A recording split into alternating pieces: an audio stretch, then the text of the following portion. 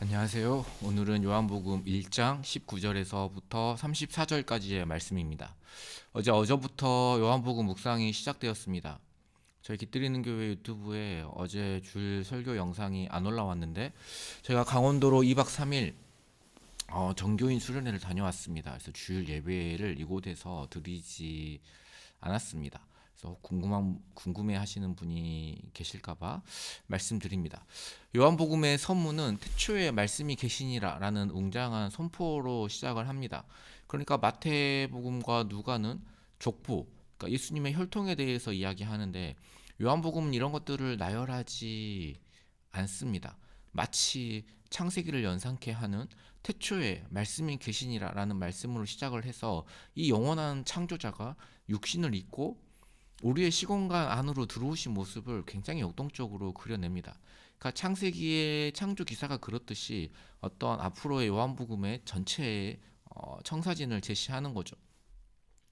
그리고 바로 다음에 기록된 사건이 세례 요한의 등장입니다. 그러니까 세례 요한이 자신의 정체와 예수님의 정체를 밝히 드러내는 장면입니다. 그러니까 종교 지도자들이 예루살렘에 대표단을 꾸려서 요한에게 보내지요. 이미 상당히 많이 문제가 되었던 것 같아요. 그들 입장에서. 또 파견단은 제사장들과 레위인들로 구성이 되어 있었습니다. 그들은 요한에게 단도직입적으로 너는 누구냐라고 정체성에 대해서 묻습니다. 1장 8절 말씀을 보면 세례 요한의 정체성은 빛의 증언자였습니다. 그는 이 빛이 아니요 이 빛에 대하여 증언하러 온 자라 이렇게 말씀하고 있지요. 그러니까 그리스도가 아니라 빛이 아니라 빛의 반사체이며 그리스도를 증언하도록 보냄받은 증언자이다. 그렇다면 세례 요한 스스로는 어떻게 이야기합니까? 나는 소리다. 메시아의 길을 예비하도록 광야에서 외치는 소리다. 이렇게 이야기합니다. 히브리어로 광야는 미드바르인데 말씀을 뜻하는 그 다바르와 어근이 같죠. 그러니까 그는 파견단이 광야의 소리라는 어떤 표현에서 말씀의 소리를 연상하도록 의도했다라고 볼 수도 있습니다. 그러니까 말씀이신 예수를 증언하는 자라는 거예요. 자신을 의인화된 소리에 빗대지요. 나는 소리요. 그러니까 소리 자체는 실체가 없습니다. 하지만 말하는 발화자는 존재합니다. 그러니까 발화자 없이는 말소리가 존재할 수 없습니다. 그러니까 말씀이신 예수가 어떤 소리의 실체이고 세리 요한은 형체 없이 들리는 소리입니다. 소리의 또 다른 속성은 무엇입니까? 형체가 없지만 시공간을 가득 메웁니다. 그리고 사라지지요. 모든 사람들은 사라지고 잊혀지는 것에 대한 두려움이 있습니다. 그래서 죽음을 앞두고 나를 기억해줘라는 말을 많이 남기곤 합니다. 그 이야기를 듣고 있는 그 인간도 역시 죽음 앞에서 잊혀질까봐 똑같이 두려워하는 존재입니다. 우리의 삶과 우리의 소리, 우리의 이름이 영원히 기억되는 방법은 영원한 분 앞에서 기억되며 그 영원한 소리에 기대어 살아가는 것 뿐이지요. 푸른 마르고 잎은 시드나 오직 주의 말씀은 영원할 것입니다. 우리가 발화자가 되는 것이 아니라 영원한 말씀이신 예수 그리스도의 소리로 내 삶을 비워낼 때 역설적으로 나의 정체성을 가장 잘 드러내며 허무와 공허가 아닌 잊혀지는 존재가 아닌 충만한 삶으로 영원히 기억되는 그런 삶을 하나님 앞에 영원히 인정받는 시간을 살아가게 될 것입니다. 아무튼 세례 요한은 빛이 아니었습니다. 그 빛을 증거하러 온 사람이었습니다. 그리고 그는 그 빛의 증거자로서 역할을 한 사람이었습니다. 그런 세례 요한은 오늘 우리가 읽은 본문에서 예수님에 대한 두 가지 이야기를 전해줍니다. 그리고 그 두 가지 이야기는 예수님에 대한 가장 핵심적인 정보를 우리에게 알려줍니다. 첫째는 예수님이 하나님께서 보내신 어린 양이라는 것이고, 둘째로 그분은 우리에게 성령으로 세례를 주시려고 오신 분이시라는 것입니다. 먼저 하나님의 어린 양이라는 설명입니다. 이스라엘 백성들은 1년에 한 차례 대속죄일이라는 절기를 지켰습니다. 그러니까 그날은 1년 동안 이스라엘이 저질렀던 큰 죄들, 그 중에서도 직접 하나님께 대해서 저질렀던 죄들이 한꺼번에 용서받는 유일한 날이었습니다. 최고로 은혜로운 날이고 최고의 축제일이었죠. 이날에 이스라엘 백성들은 어떻게 했는가? 제물로 양 2마리를 잡습니다. 흠없는. 근데 한 마리는 잡아서 제물로 제단에 드리고 다른 한 마리는 아사셀 양이라고 해서 제사장이 그 양의 머리에 손을 얹고 기도함으로써 이스라엘의 모든 죄를 그 양에 짊어지워서 죄를 짊어지게 해서 광야로 내어 쫓습니다. 그 양에게 자신들의 죄 때문에 임할 저주를 모두 떠맡기는 것입니다.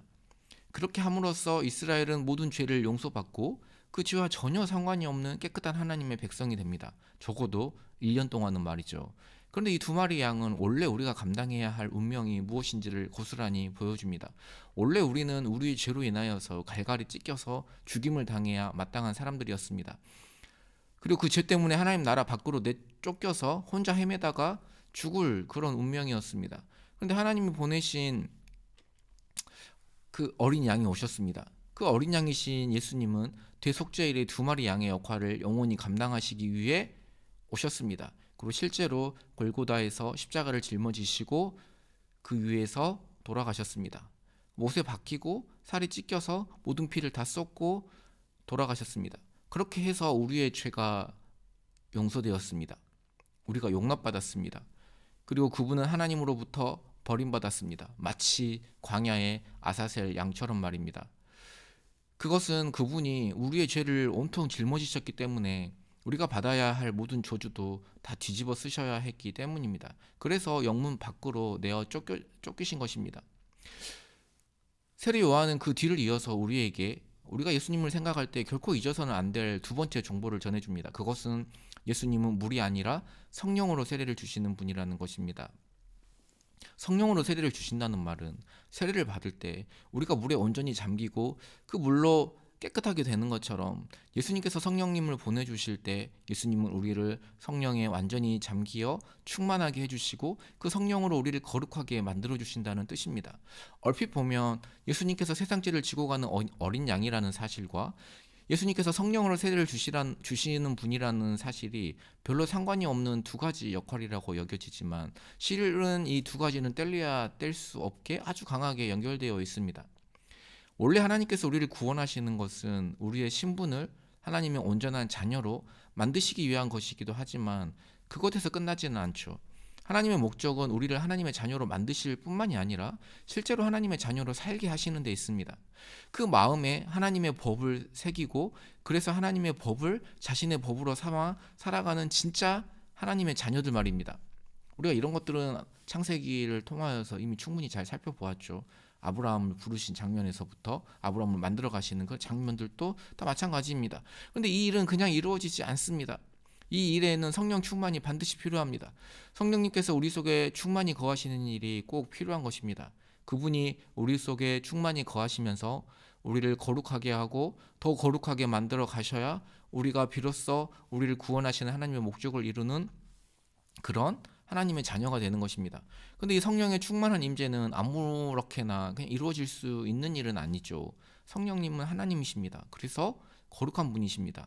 그 속에 아직 죄가 가득 차 있는 심각하게 죄로 기울어져 있는 사람의 영혼에는 충만하게 거하실 수가 없습니다. 그래서 예수님께서는 우리 죄를 용서해 주시기 위해서 십자가에 매달리신 대속죄일의 어린 양으로 그 옛날 이스라엘의 모든 죄를 짊어지고 광야로 내어 쫓긴 아사셀 양으로 우리의 모든 죄를 뒤집어 쓰시고 그렇게 하나님께 버림받고 죽임을 당하셨던 것입니다.